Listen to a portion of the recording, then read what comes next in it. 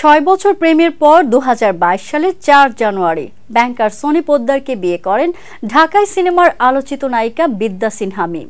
গতকাল শনিবার তৃতীয় বার্ষিকী ছিল এই জুটির।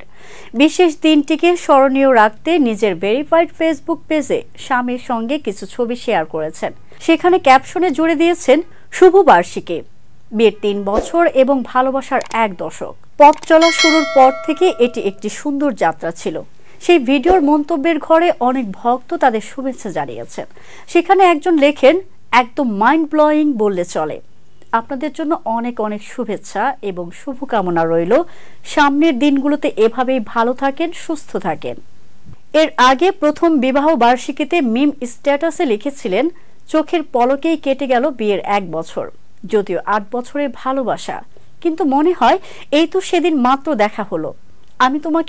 আমি তোমাকে অসংখ্যবার ভালোবেসেছি। তাও তোমার সঙ্গে কাটানো প্রতিটা মুহূর্ত আমার কাছে প্রথমের মতোই নতুন লাগে।